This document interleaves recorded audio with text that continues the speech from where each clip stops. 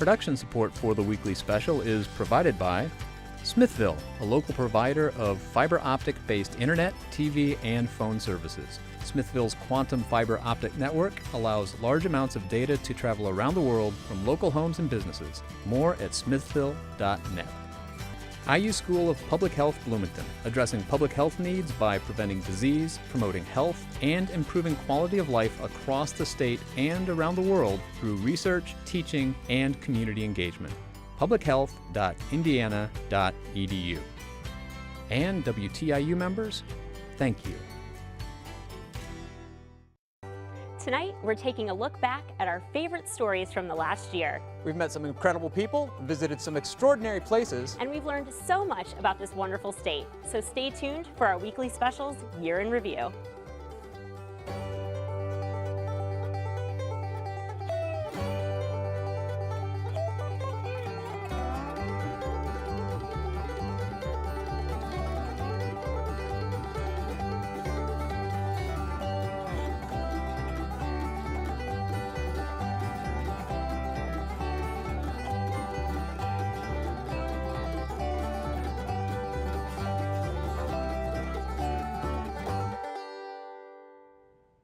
Hello and welcome to the weekly special. I'm Daryl Neer. And I'm Erica Sagone. So Daryl, we have featured so many wonderful stories the past year, and it was hard to pick just a handful of them to show you tonight. But we did it.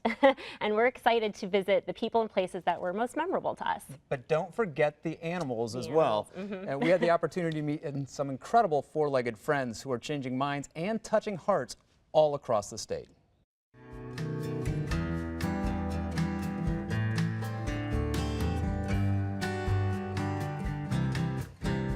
Love on a Leash was started in 1984 by a lady by the name of Liz, and she wanted to spread the joy of what dogs can bring to people of all ages, gender, abilities. As far as the members, I think last count was at least well over 12,000 members. When we go out, there's always people that see Axel, that recognize him, and they just love running up to him because he is a big dog, so you can push him around and do whatever. It's great for the kids because they can tackle him and hug him and whatever, and he just doesn't care. Therapy dog is the most common name. They're also known as comfort dogs, and they basically go and visit people and bring them joy, bring them different types of emotions they may not actually present other times to people. When we do Barks and Books program at the library, kids come in and read to the dogs, and they can read as much as they want, they can read as little as they want. It's to allow the child to read without judgment. Well, my name's Jenny Burns. I have two boys. Both of them are on the autism spectrum. They're on the high functioning end. So part of our weekend routine is that we go to the library. We've been coming to this program about a year. They both are very good readers, but it's hard to get them to articulate. So a lot of times when they're reading, I'll be reminding them, okay, you know, read out loud, let me hear you. For little a Easter bunny. And they're more willing to do that when they're reading to the dog than if they're reading to mom. Overall, it's just such a positive experience for them because they're improving their social skills, they're doing something that they find fun, they're working on reading skills, which is important to mom, and the petting of the dogs and everything just is very calming to them. Although, nothing calms the 5-year-old. When we go to assisted living facilities, we go from room to room, visit the patients. Our littlest dog, Milo, will jump up in bed with the patients, and it gets people talking. We'll hear all kinds of stories. And it's an emotional thing, and it opens the patients up a lot. Animals are less inhibiting. They don't have to worry about whether or not the animal's going to find them acceptable. They know that animals give more unconditional response. It's that emotional contact that they don't get on an everyday basis, even with family. It's just something totally different.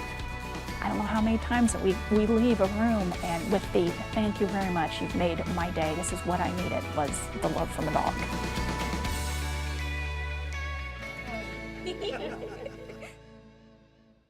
To learn more about how you or your organization can get involved, visit www.loveonaleashindy.org. Now, Erica, it's really inspirational to see these dogs provide so much happiness and therapeutic value to all of these different adults and children alike. Yeah, definitely. And inspiration was a huge theme when we looked back at our favorite stories from the past year. And up next, you might remember Walter Glover, who's helping people all across the world. Retired pastoral care chaplain Walter Glover understands the importance of actively maintaining his health. Spurred by his love of wellness, he turned his attention toward combating youth obesity. He never imagined his efforts to change his community would bring him across the world. My beloved Aunt Angie, who helped raise me and was also my godmother, as a child, she was obese. And she was just very vigilant that that would never happen again. And she never wanted that to be an issue. That was imprinted on me at a very young age, this idea of wellness. For a couple of years, I've been fascinated by the elite men and women that are climbing the mountain. I mean, that started all this. Fast forward 12 months later, it's '06. It's the climbing season at Everest. Base camp was my adventure. I had the dream of the mountain, but I hadn't made the connection to fundraising at that point. Again, I think that was one of those grace moments, gifts, when I knew that I would be going to Kilimanjaro, and I knew that there were 7 summits, and I'm kind of thinking, is this something I can do? And it was a chance to raise money for a cause. Like mountains, it just grew and grew.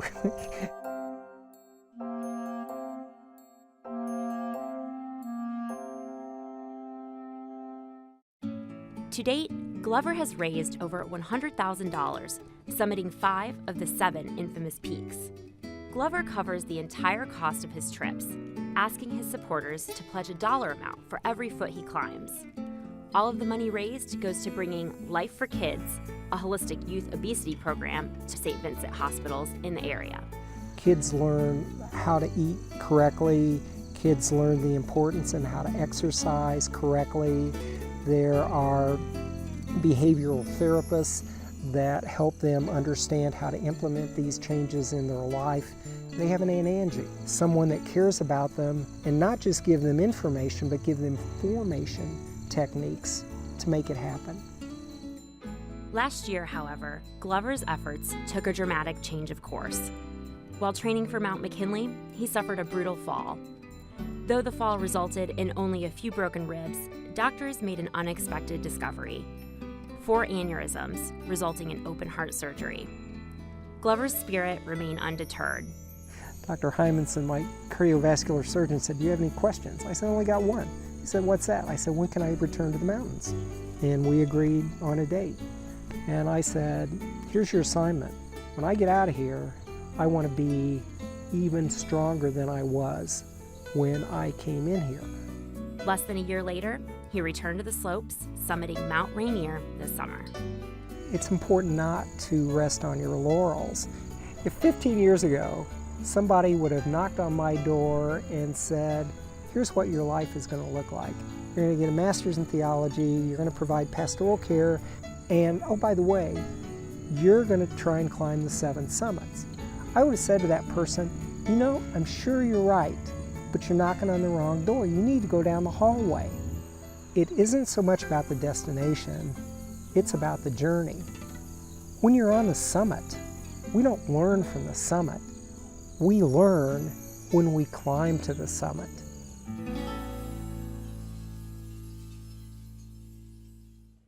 You can catch up with Walter's latest adventures at 2trek4kids.org. Walter's story is really amazing, and it's one that really stuck with me. It's incredible to see the way he's trying to keep those memories alive. And driven by his individual passion to do so. Yeah. Similarly, our next story looks at the passion of some veterans who have brought back to life a World War II ship as a living history museum. The USS LST-325 was originally commissioned 70 years ago for service in World War II. She and her crew made more than 40 trips from England to France, delivering prisoners, supplies, and wounded. She was present on D-Day when more than 160,000 Allied troops stormed the beaches at Normandy. In 1964, LST-325 was sold to the Greek Navy. And in 1999, after nearly 60 years of service around the world, she was nearing the end of her life. It was ready for the scrapyard. That's what the Greek Navy was going to do. They were going to scrap this. And in all fairness, it's understandable why. Nothing worked on this ship. I don't know how many individuals came to Greece to work on this, but it was quite a few. They came to work and they came to bring LST-325, purchased from the Greek Navy for $1, home to the United States. They'd come and they'd go, and then in the end, there were 28 men that made the journey to the United States. So normally the ship had a crew of, back in World War II, of between 110 and 115 crew members plus 7 officers. So you can see what 28 men did by themselves, and they were all senior citizens. It was quite a feat. She made a prolonged stop for repairs in Mobile, Alabama. Then in 2005, LST-325 was sailed to Evansville, her new home port. And although it was most certainly a day for celebration, it was also the beginning of a lot of work for a lot of dedicated volunteers. To restore it to its former glory is still a work in progress, and it always will be. About everything you see has been restored in some way or another, be it a piece of plating cut out that's been rusted away, it being painted. The list goes on. Everywhere you look on the ship, something has been done to restore it or to make it look as it did back in the days it was built. Everything that you see down in this room is fully operational. This is the machinery we use, the engines we use when we sail the ship. Through this hatch, we'll be going into the auxiliary engine room. This is where the ship's generators are. This is the ship's electrical distribution panel. Some sailors also refer to it as the Frankenstein board. As you can see, there is no hand protection. If a sailor in a rough sea slipped, fell, reached in here to grab something to steady himself, he'd get electrocuted. That's where the majority of our funding goes, is just to keep this ship seaworthy and be able to sail under its own power. It's a never-ending program, and there are thousands and thousands of hours have gone into this. But the work doesn't end in the engine room. One of the LST's most unique features is also one of its most difficult to maintain. Where we're standing right now, this is called the bow ramp. This is where vehicles would enter and exit during an amphibious landing. When the ramp is closed, that makes the watertight seal. You can see the gasket there. They bring the ramp up, they dog it down, then they close the doors.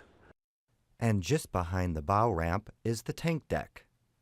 This is the main reason for this ship being built right here. This deck is 30 feet wide by 288 feet long. It will accommodate 20 Sherman tanks in 2 rows of 10. They also had vehicles up on the main deck, and the way they got those up there is above us is the ship's elevator. Vehicles that come in, they drive it up on the elevator until eventually the main deck was full. Then they'd start loading this deck. Today, LST-325's decks are filled with tourists, not tanks, middle school students instead of military cargo. But she still has a mission. Our mission is to educate the public. By taking the ship to different ports, that's where we get the funding to keep this ship operational. We might be gone for a month, stop at 4 different cities, and put 40,000 people through this ship in a month's time. There were 1,051 of these built back during World War II. This is the last surviving fully operational LST in the United States and possibly the world. This ship is military correct. And like I say, it's fully operational. We sail the ship every year. The history of that is, when you dwell on it, you can get teary-eyed. You think about the people that landed on Normandy from this ship and gave their lives for the freedoms that we have today. Right now, we're standing on the deck of history. This is history.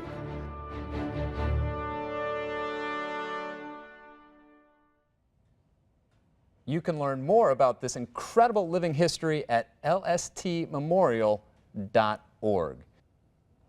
And after this segment was filmed, the USS LST completed its tour and it's prepping for another. And Eric, as we watched this segment, it was really incredible to watch the thousands of volunteer hours that went into ensuring that this living piece of history continues. Yeah, and the attention to detail on that ship was really, really astounding. And speaking of dedication to craft, while we were in Evansville, we caught up with an artist who makes exquisite guitars. Check it out. What started me off with wanting to build guitars was basically my dissatisfaction with factory-made guitars. I found that they were limiting in the sounds that you could get out of them. Someone told me about Roberto Venn, School of Lutherie, and when I walked in, I saw people my age making these guitars, and I was just floored, and I said to myself, I have to do this. If they can do it, I can do it. Like with architecture, a building is a building, a structure is a structure, and with guitars, a guitar is a guitar. I basically make guitars that I want to play, and then hopefully somebody else wants to play them too. One luthier's instincts are going to be a little bit different than another's. And that's the one thing about guitar making in lutherie, is that there's more than one way to build an instrument. And that all has to do with feel and your hearing, and a lot of it sometimes is I'll pick up a piece of wood and I'll just tap on it. Basically, you want to know what woods are going to have more tone than other woods, and for instance, maple is going to have a nice long sustain, but it's going to have a lot of treble in there, whereas mahogany is not going to have as much sustain, it's going to be warm. Those are all going to give you different sounds. And the thing to do is just to build and try out all those combinations and find out which combination has the best response overall. I do try to give each guitar its own personality. No two guitars are the same. You know, I might see an image, I might just be doodling. You know, wow, that's a great shape, I need to use that as an inlay on the guitar. I might see a guitar shape that is manufactured at a factory, and I said I can improve upon that. You know, it's just by experimenting and trying new things with every guitar. Yeah, one of my favorite parts of making guitars when I have a perfectly set, as far as humanly possible, you know, down to the 64th. You know, once that lines up and you know you have no gaps on that joint, then you know that guitar is going to be a success. I mean, develop this concept in your brain and you've executed it onto paper, and now it becomes a physical, actual, almost like a living thing. And when you pull it off, it's like, you know, you're that much further along, I guess, in your life's journey, if you will. And you know, it's a great feeling of satisfaction and accomplishment with not only with each guitar, but each individual task. You know, I put the binding on perfect. I cut that fret slot perfect, you know, especially when you pull something off for the first time that you weren't sure whether, you know, it was going to work or how it was going to sound, and it sounds beautiful, and then you're like, you know, and then it's even better when everybody else goes, yes, you know. It's a journey of self-awareness. It's a cosmic journey. It's like Zen. while I can describe it in 1,000 words, you have to go through it yourself in order to know what it's really like. And you can see photos of Todd's latest work by visiting the Hubbard's Guitars Facebook page. And I think even if you don't play guitar, you can certainly appreciate the beauty of those instruments and the artistry behind them. You know, and we certainly do love our food here on the weekly special That as is true, well. yeah. And we're going to go to South Bend to see some craftsmanship that I'm sure that you will all enjoy. For most kids across the country, the dream of walking into Willy Wonka's chocolate factory remains a childhood fantasy. But for the kids of South Bend, it's more than a fantasy. It's a brisk trip downtown to the world's largest chocolate store.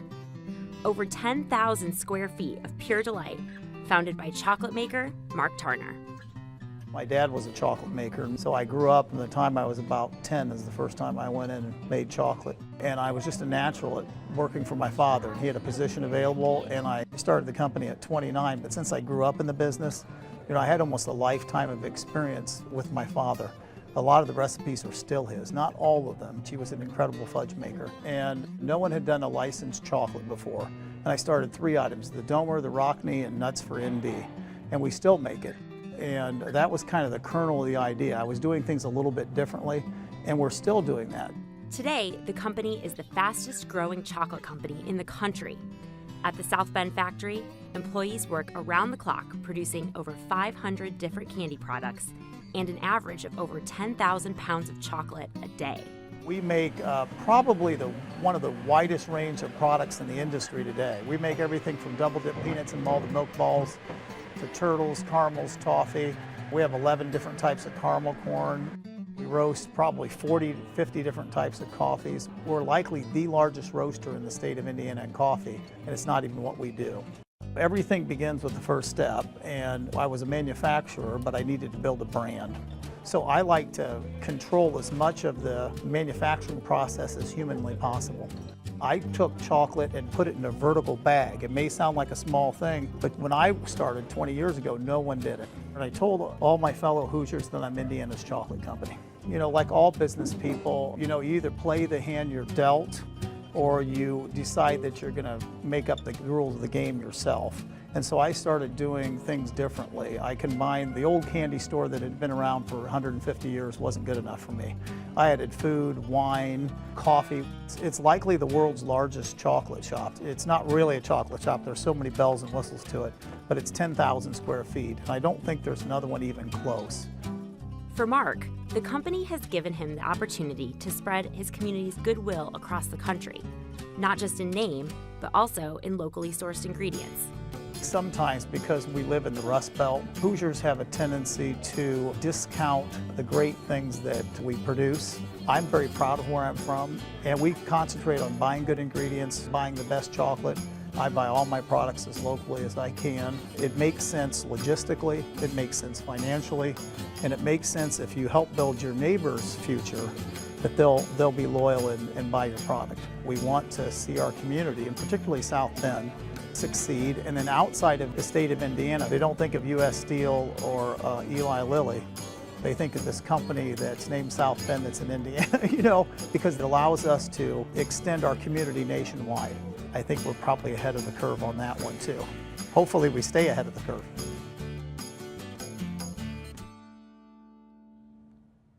You can find the nearest location by visiting their website, sbchocolate.com. And of course, remember that you can find all these segments and more at our website, weeklyspecial.org. Erica, can you believe at the number of places we've visited, the great food that we've tasted, the music that we've listened to? It's been a wonderful 2013. Yeah, food, history, art, everything. And we have so many amazing stories planned for you this next year, and we're excited that you're going to join us. So thank you again for being with us tonight. We'll end with one of our favorite performances from the last year, but we know there are many more to come. Have a great night.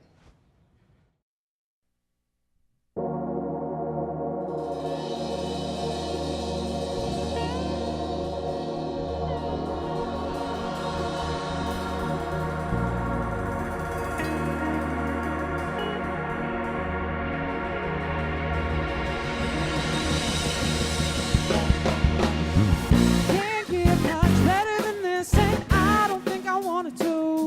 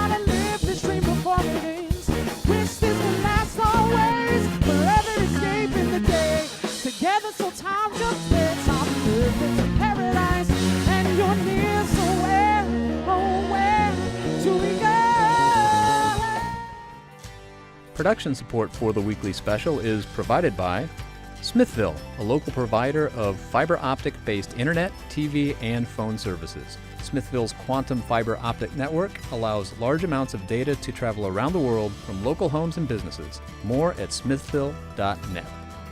IU School of Public Health Bloomington, addressing public health needs by preventing disease, promoting health, and improving quality of life across the state and around the world through research, teaching, and community engagement.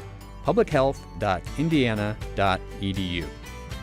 And WTIU members, thank you.